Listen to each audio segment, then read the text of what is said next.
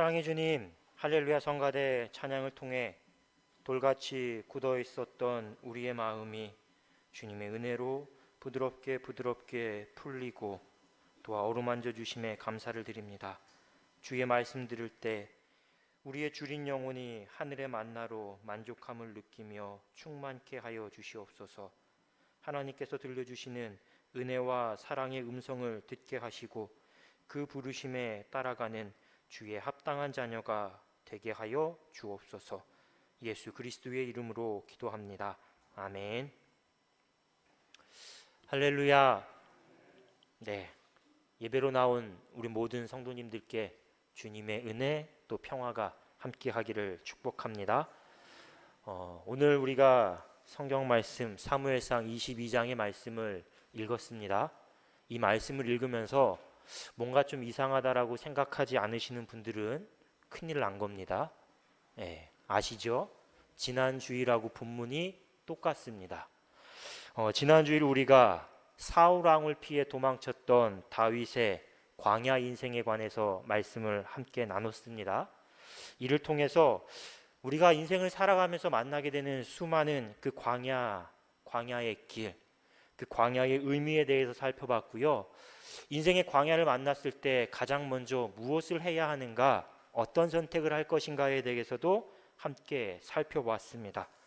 다윗은 사울 왕의 추격을 피해서 블레셋을 거쳐서 모압 왕까지 도망쳤습니다. 살기 위해서라면 미친 척까지 해야 하는 참 고통스럽고 또 비참한 상황에 놓여 있었습니다. 하지만 그 속에서도 다윗은 낙심하지 않았습니다. 하나님을 원망하지도 않았습니다. 오히려 다윗은 그 광야에서 어떻게 행동했습니까? 가장 먼저 나를 위해 하나님이 어떻게 하실지 내가 알 때까지 그런 말을 했지요. 하나님이 이 광야 인생 가운데에 내가 지금 비록 도망자지만 광야에 있지만 무엇을 어떻게 하실까, 그런 생각, 그런 질문을 계속해서 하나님께 던졌습니다. 고통스럽습니다. 괴롭습니다. 하지만 이 주어진 상황 가운데에 담긴 하나님의 뜻이 무엇인지, 하나님의 계획이 무엇인지 알고자 계속 질문했습니다. 조급해하지 않았고요. 하나님의 응답이 있을 때까지 기도하고 기다렸습니다. 꿋꿋이 견뎌내며 그 시간을 살아냈던 것입니다. 광야지만 하나님이 그래도 함께 하신다.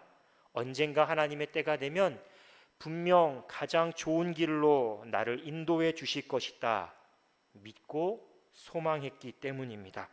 그렇게 다윗은 한동안 모압 왕이 내어준 요새, 그러니까 하나의 성책에서 부모님을 안전하게 모시면서 하나님께서 행하실 일들을 기대하고 기다렸습니다. 그리고 오늘 본문 5절 말씀을 보면 마침내 하나님께서 갓 선지자를 통해 다윗의 기도에 응답을 하십니다. 갓 선지자가 다윗을 찾아와서 그 무리에 합류합니다. 그리고 하나님께서 주신 말씀을 다윗에게 전달합니다. 갓 선지자가 함께 한다는 것, 이건요 단지 한 사람의 지지자, 한 사람의 동지가 더 생겼다라는 그 정도의 의미가 아닙니다. 그것보다 훨씬 더 중요한 의미가 담겨 있습니다. 공교롭게도 이 갓이라는 선지자의 이름의 뜻은 행운이다, 복되다, 축복, 이런 의미를 갖고 있는데요. 이름의 뜻처럼 갓 선지자가 광야 도피 생활에 다윗과 함께 한다는 건 다윗에게는 정말 큰 행운이요 하나님의 축복입니다. 왜냐하면 선지자를 통해서 광야 여정 중에도 하나님이 늘 나와 함께 하신다라는 것을 느낄 수 있기 때문입니다. 또 하나님께서 주시는 말씀이 갓 선지자를 통해서 늘 다윗에게 들려질 수 있기 때문인 거죠. 다윗 개인이 하나님께 기도하고 기다리는 게 하나님과의 어떤 사적인 소통의 창구, 채널을 갖고 있는 것이라면 갓 선지자가 함께 했다는 건 하나님이 인정하시는 공식적인 소통의 수단, 채널을 확보하게 되었다라는 의미입니다. 실제로 갓 선지자는 다윗의 광야 도피 생활 내내 함께하며 다윗의 영적인 멘토로 여러 조언과 도움을 아끼지 않았습니다. 다윗이 왕이 된 이후에도 나단 선지자와 함께 다윗과 이스라엘을 위한 하나님의 말씀을 계속해서 전했습니다. 다윗이 하나님 앞에 범죄했을 때 그 범죄, 잘못에 대해 지적하기도 했고요. 또 말씀을 보면 갓 선지자는 사무엘과 나단 선지자와 더불어서 다윗 왕의 행정을 기록한 또 한 명의 사관이라고도 할 수 있습니다. 이뿐만이 아닙니다. 오늘 본문 6절 이하의 말씀을 보면 사울 왕이 노베 제사장인 이 아히멜렉이 다윗을 도왔다, 그 소식을 알고 크게 분노합니다. 그래서 아히멜렉뿐만 아니라 노베 제사장 85명 그리고 살아있는 모든 생명들을 다 학살합니다. 그런데 이때 아히멜렉 제사장의 아들이자 자신도 제사장이었던 아비아달이 홀로 도망쳐서 다윗의 무리에 합류하게 됩니다.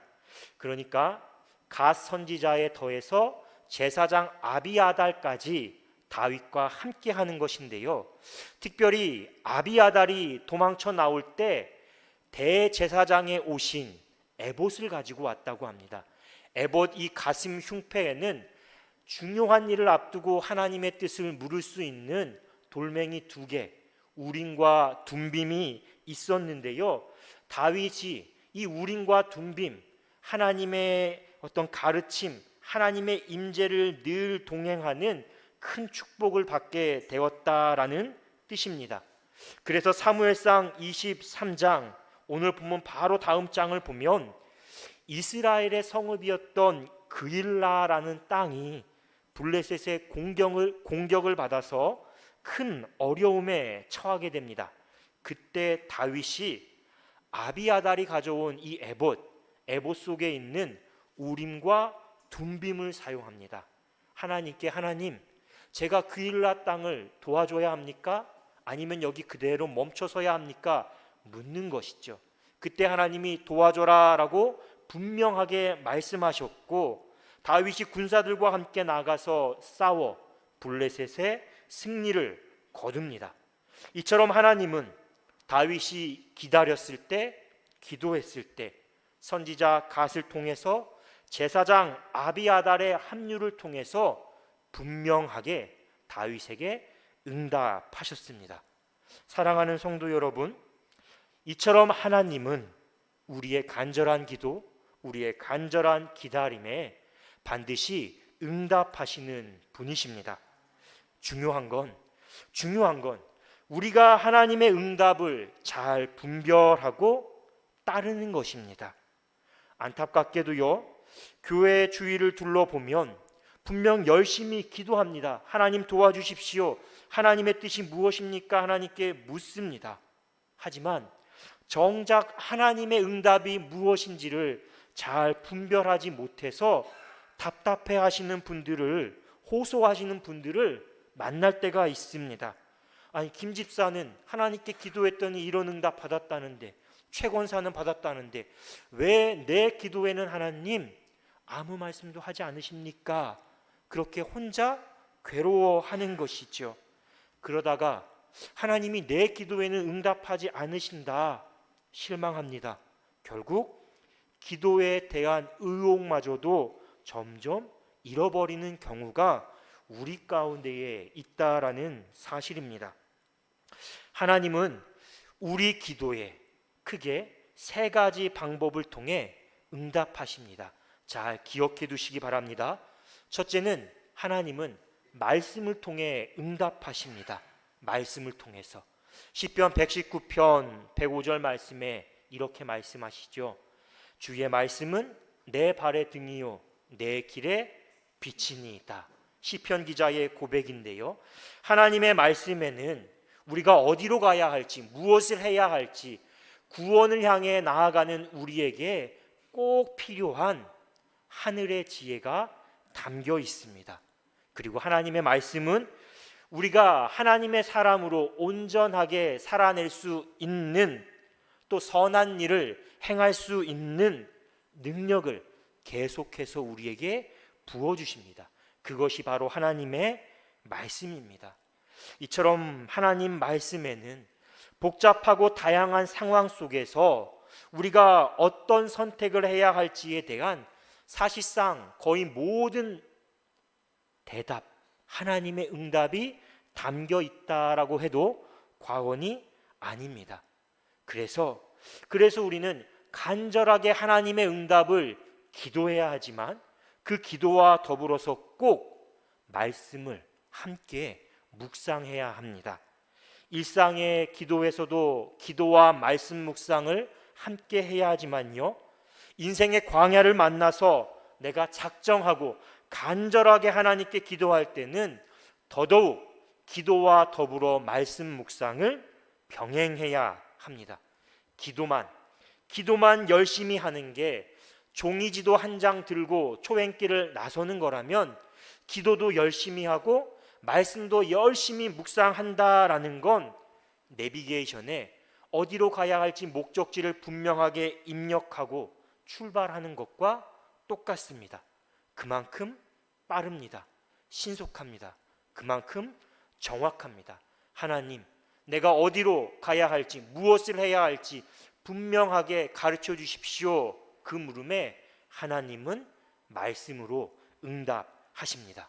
두 번째는 하나님은 성령의 감동하심과 인도하심을 통해 우리의 기도, 우리의 물음에 응답하십니다.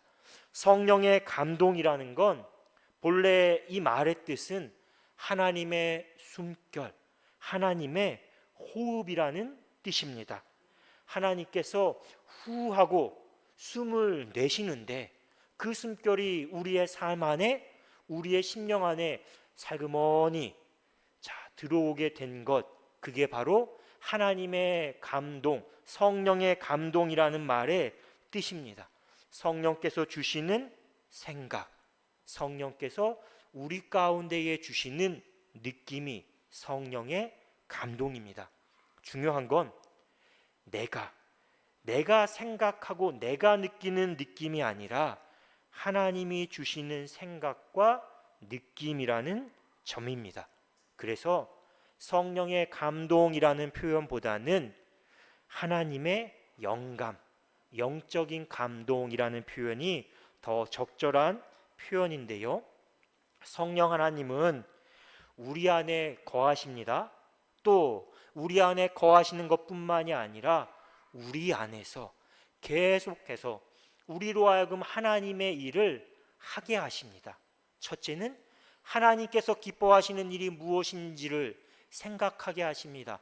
꿈꾸고 소망하게 하십니다. 그리고 우리에게 그 일을 행할 수 있는 생각과 느낌도 주시고 능력까지 더해서, 놀라운 능력까지 더해서 우리 안에서 일하시는 분이십니다. 문제는 우리가 하나님의 도우심을 구하며 기도할 때 떠오르는 생각, 그 느낌이 이게 진짜 하나님이 주시는 건지, 하나님이 주시는 영감인지, 내 욕심에서 그냥 내가 편해지고 싶어서 떠오르는 그런 생각과 느낌인지 참 분별하기 어렵다라는 점입니다. 노랑이면 노랑이고 빨강이면 빨강이고 희면 희고 검정이면 검정이면 좋을 텐데, 하나님의 영감과 나의 생각, 그 중간지대, 긴가 민가 하는 그 무엇이 우리의 머릿속에 떠오른다라는 것이죠. 자칫해서 내 욕심에서 비롯된 생각과 느낌을 우리가 하나님이 주시는 것이다 라고 오해할 수도 있습니다. 아니, 아예 둔갑시켜서 아무렇지도 않듯이 내 욕심에서 하는 것인데 하나님이 주신 뜻이다, 내가 말씀을 받았다, 말씀을 들었다라고 교만에 빠져서 그렇게 행동할 수도 있습니다.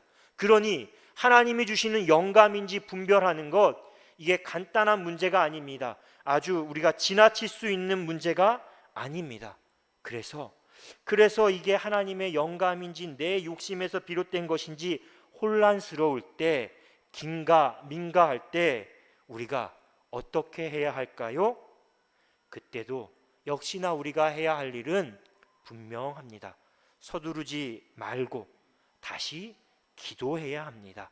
기도하면서 다시 말씀을 묵상해야 합니다. 기억하시기 바랍니다. 왜냐하면 성경이, 하나님의 말씀이 곧 하나님의 감동, 하나님의 영감으로 쓰인 책이기 때문에 성경 속에 분명한 답이 담겨 있습니다. 마지막 세 번째로는요, 하나님은 우리가 하나님의 도우심, 하나님의 응답을 구할 때 사람을 통해서 우리에게 말씀하십니다. 때로는 사건이나 상황을 통해서 우리의 기도에 응답하십니다. 때론 기도의 사람을 만나게 하십니다. 나보다 훨씬 더 말씀에 통달한 사람, 아주 믿음이 좋은 성도를 만나서 내가 잊고 있었던 하나님의 말씀을 생각나게 하실 때도 있고요, 전혀 예상하지 못했던 새로운 길로 우리를 인도하실 때도 있습니다. 뜻밖의 큰 도움을 받게 하실 때도 있고요, 아니면 아주 큰 사건을 통해서 이게 하나님의 뜻이었구나, 멈추라고 하시는 거구나, 나아가라고 하시는 거구나, 분명한 하나님의 메시지를 우리에게 전달해 주실 때도 있습니다. 때로는 우리가 피할 수 없는 길로 우리의 손목을 꽉 붙들어서 인도하실 때도 있고요, 아예 동서남북 중에 세 가지 방향은 다 막아두시고 한 곳으로만 나가게 피할 수 없게 만드신 때도 분명 있습니다. 마치 오늘 말씀 가운데 하나님의 뜻과 계획을 구하며 기도했던 다윗에게 갓 선지자 아비아달 제사장이 찾아와 함께하게 된 일이 바로 사람을 통해서 응답하시는 하나님의 말씀이라고 할 수 있습니다. 본문에서 하나님은 갓 선지자를 통해서 다윗에게 분명하게 말씀을 주시지 않습니까? 그것이 무엇입니까? 너는 이 요새, 그러니까 모압 땅에 머물러 있지 말고 떠나라는 겁니다. 떠나서 어디로 가라고 하십니까? 유다 땅으로 들어가라. 갓 선지자 사람을 통해 다윗에게 분명하게 말씀하십니다. 그런데 하나님의 말씀, 하나님의 응답이 조금 이상하지 않습니까? 다윗이 지금까지 사울을 피해서 도망을 거듭했습니다. 이제 겨우 모압 땅에 도착해서 한숨을 돌리고 있을지도 모릅니다. 그렇지 않습니까? 그런 다윗에게 하나님은 다른 곳도 아니고 어디로 가라고 지금 명령하시는 겁니까? 유다 땅으로 돌아가라고 하십니다. 사울 왕의 살기가 가득한 그 유다 땅으로 들어가라, 하나님 분명하게 말씀하십니다. 성도 여러분, 여러분들이 다윗의 입장이 되어서 한번 생각해 보십시오. 아무리 하나님이지만 이건 좀 너무한 것 아닙니까? 내가 다윗이라면 도저히 이해할 수 없고 또 따르기도 힘든 명령 아닙니까? 유다 땅으로 돌아가라는 건. 그런데요, 히브리어 성경으로 이 말씀을 살펴보면 오늘 우리가 읽은 이 한글 성경에는 생략된 아주 중요한 표현이, 아주 중요한 단어가 하나 포함되어 있습니다. 바로 레카라는 단어입니다. 레카, 히브리어 단어 레카. 이 레카라는 단어의 뜻이 무엇이냐면요, 너를 위하여 라는 뜻입니다. 원문 그대로 번역하면 너는 너를 위하여 유다 땅으로 들어가라. 다윗아, 유다 땅으로 들어가는 게 너를 위한 최선의 길이다라는 말씀입니다. 그렇다면 왜 하나님께서 다윗에게 유다 땅으로 들어가는 게 가장 최선이라고 말씀하실까요? 다윗이 하나님의 기름 부음 받은 왕으로 다스릴 땅, 다스릴 나라가 블레셋도 아니고 모압도 아니고 어디입니까? 유다입니다. 유다. 그러니 유다 땅으로 들어가라라고 말씀하시는 것입니다. 물론 다윗이 다시 유다로 돌아간다는 건 자기 발로 다시 호랑이 굴로 들어가는 것과 똑같습니다. 위험천만한 일입니다. 고난 받을 겁니다. 핍박 당할 것입니다. 죽음의 위협이 늘 뒤따를 것입니다. 하지만 그럴수록 다윗은 더욱 하나님을 의지하게 될 것입니다.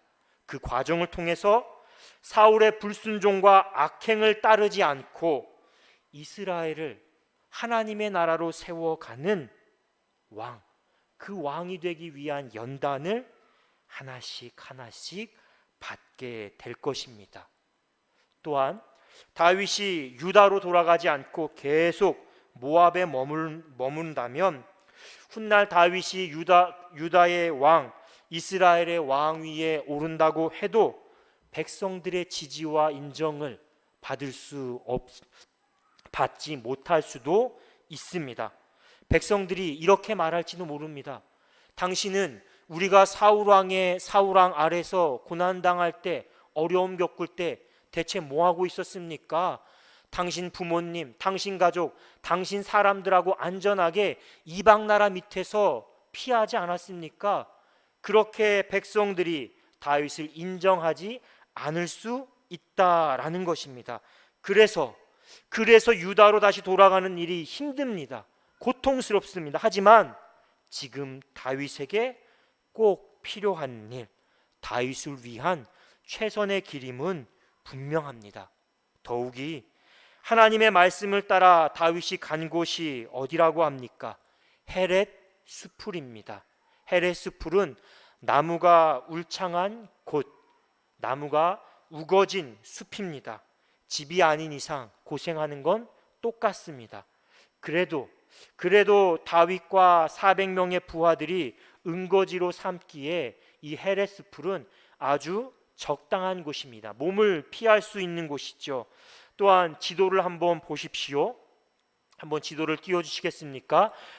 다윗이 머무르고 있었던 모압 땅은 저기 아주 먼 곳에 있습니다. 하지만 헤렛 수풀은 그 위치상 그일라 땅과 아주 가까운 곳입니다.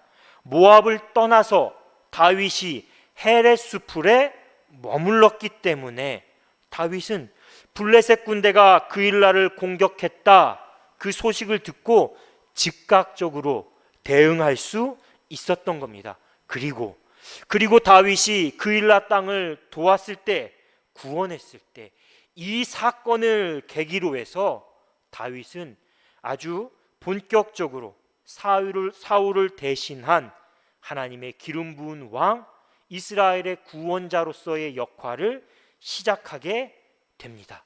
그리고 그일라를 도와준 일을 계기로 백성들 사이에서도 다윗은 도망자 신세인데도 우리를 위해 싸워줬다, 우리를 도와줬다, 우리를 구해줬다, 다윗이야말로 하나님께서 세우신 진정한 왕, 지도자로 합당하다라는 그런 인정과 지지가 확산되기 시작했습니다.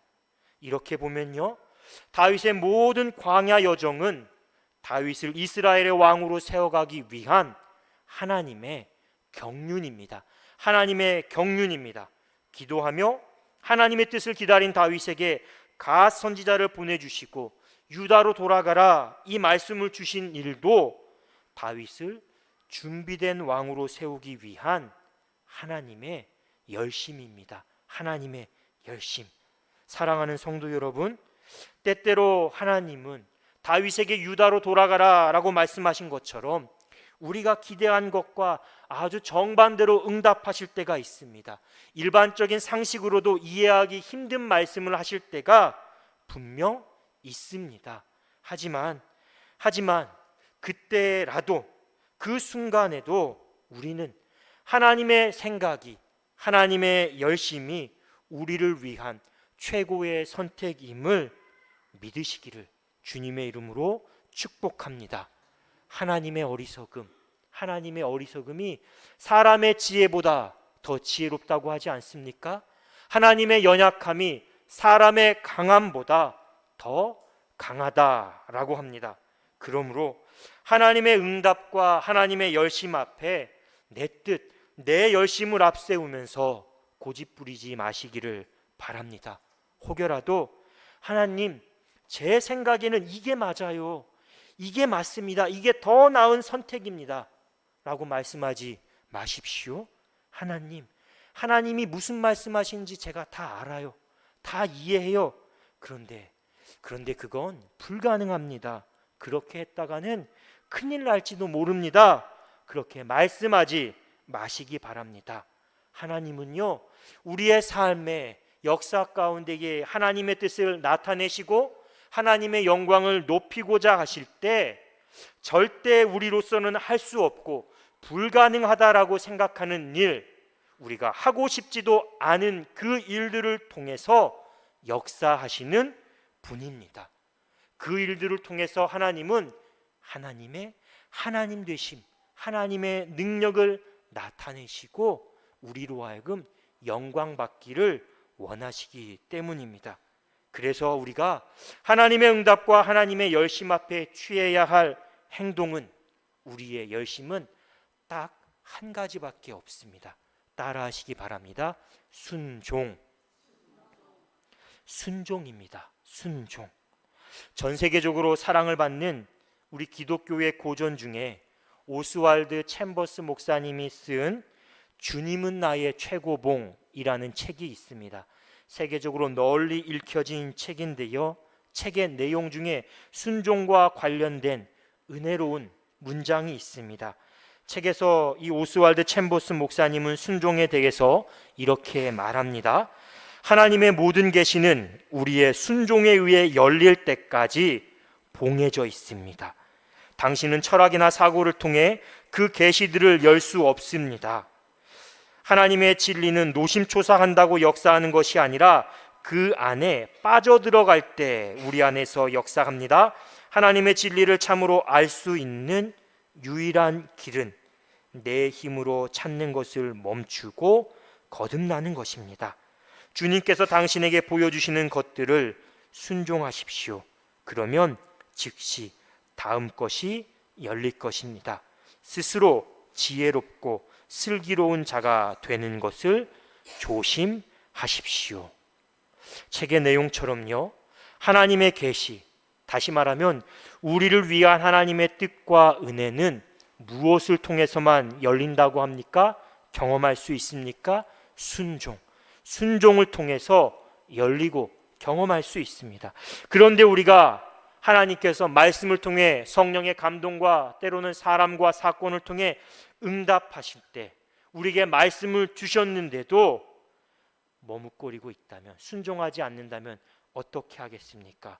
우리가 순종을 통해서 하나님께 나아가야 하는데요, 순종을 할 때 명심해야 할 두 가지가 있습니다.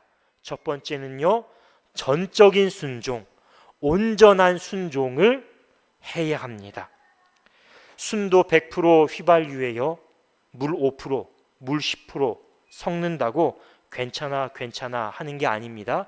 5% 10% 섞으면 그 조금만 섞은 것 때문에 가짜 휘발유가 됩니다. 우리 사회적으로 가짜 뉴스 때문에 많은 혼란과 어려움들이 있지 않습니까? 근데 가짜 뉴스라는 게 100% 거짓, 100% 꾸며낸 이야기가 아닙니다. 90%는 95%는 다 사실이고, 거기에 가짜, 거짓을 조금 살짝 슬그머니 더한 것, 그게 바로 가짜 뉴스입니다. 이렇듯 아무리 진짜가 많다고 해도요, 가짜가 조금만 들어가면 전체가 다 가짜가 되는 겁니다. 진짜를 가짜로 만드는 건 지극히 작은 양, 얼마 되지 않는 가짜입니다. 그런데 순종도 마찬가지입니다. 내 마음에 들고 내가 할 수 있는 것만 골라서 하는 취사선택형 순종, 그건 온전한 순종이 아닙니다. 내가 할 수 있는 시간, 물질, 헌신 딱 이 정도까지, 여기까지만 다 정해놓고 하는 순종, 그것도 온전한 순종이 아닙니다. 하나님의 말씀이 아닌 다른 것, 내 뜻이 조금이라도 들어가면 온전한 순종이 될 수 없습니다. 마찬가지로 그 순종에는 하나님의 온전한 뜻과 능력도 나타날 수 없는 것입니다. 두 번째, 우리가 해야 할 순종은요, 즉각적인 순종입니다. 신속한 순종입니다. 지난주에 말씀드린 것처럼 우리는 하나님의 뜻을 구하며 기도할 때는 좀처럼 기다리지 못합니다. 조급한 마음에 계속해서 하나님 빨리빨리요, 빨리빨리요, 급합니다, 급합니다, 부탁합니다. 그리고 내가 다 서둘러서 판단하고 결정하고 하나님께 책임은 다 떠넘기고 원망하고 뒷수습을 맡겨버리기도 합니다. 그런데 하나님이 응답하셨습니다. 하나님이 말씀과 성령의 감동과 사람과 사건을 통해 우리에게 다 말씀하셨는데, 그래서 순종해야 하는데 그때는 정작 돌변합니다. 빨리빨리 달라고 재촉하다가 말씀을 다 주신 다음에는 이 핑계 저 핑계, 순종할 수 없는 이유를 하나님께 나열하면서 지체하고 다음으로 미루고 은근슬쩍 어물쩍 넘어가려고 하는 모습이 우리 가운데에 있지 않습니까? 그런데 우리 성도님들께서도 이미 다 경험해 보셨을 겁니다. 순종에 관한 변함없는 진리는 이것입니다. 머뭇거리면, 지체하면 순종할 수 없습니다. 잠깐, 다음에, 나중에, 기회되면 순종해야지, 그러면 순종할 수 있는 기회를 다 놓쳐버립니다. 기다림은 하나님이 나를 위하여 어떻게 하실지를 알 때까지, 그때까지만 기다리는 것입니다. 하나님이 말씀하신 다음에는 기다리지 말고 지체하지 말고 핑계대지 말고 즉시 순종해야 합니다. 그래야 순종할 수 있고 우리를 위해 예비해 두신 하나님의 놀라운 은혜, 그 축복을 경험할 수 있습니다. 본문 5절 말씀 보면 다윗은 갓 선지자를 통해서 너를 위하여 유다 땅으로 들어가라, 이 말씀을 듣고 순종합니다. 거기에 다윗이 주저했다, 다른 말 했다, 하나님께 어떻게 했다, 어디를 거쳐서 갔다, 이런 말씀 있습니까? 없습니다. 하나님 정말 유다 땅으로 가야 합니까? 묻지도 않고 바로 모압을 떠나서 유다로 향합니다. 다윗 역시 자기가 고생할지 몰랐을까요? 하나님이 하시는 이 말씀 다윗이 전부 다 이해해서 끄덕끄덕 네 하나님, 전적으로 다 이해해서 유다로 짐을 싸서 떠났을까요? 짐작하건대 저는 다윗이 100% 다 이해해서 떠난 것은 아니라고 생각합니다. 고개를 갸우뚱거렸을지도 모릅니다.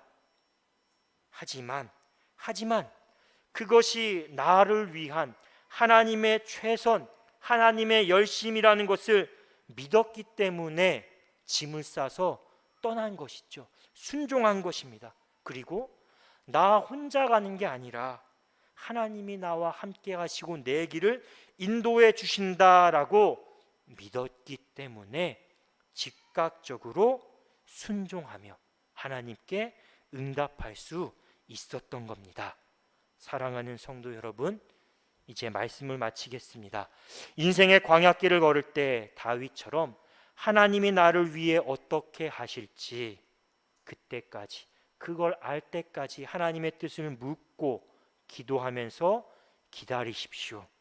하나님은 우리의 간절한 기도와 기다림에 말씀을 통해 성령의 감동과 사람과 사건을 통해 반드시 응답하십니다.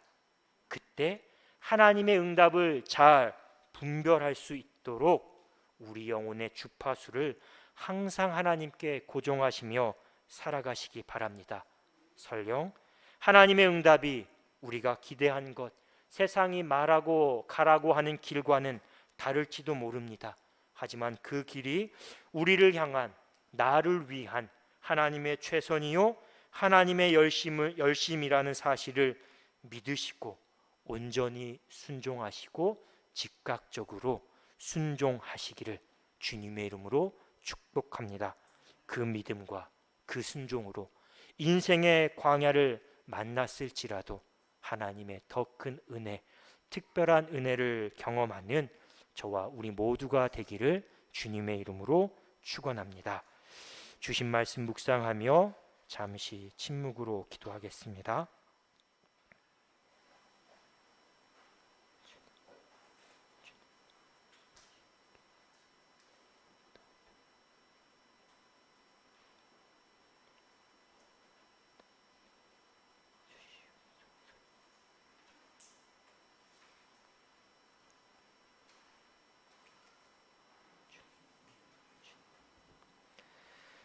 우리 간구에 귀를 기울이시고 응답하시는 하나님, 우리의 닫힌 눈과 귀를 열어주옵소서. 주님의 말씀을 잘 듣고 분별하게 하여 주옵소서. 신실하시고 좋으신 하나님이 우리를 위한 열심으로 항상 가장 좋은 길을 열어주신다라는 것을 믿게 하여 주옵소서.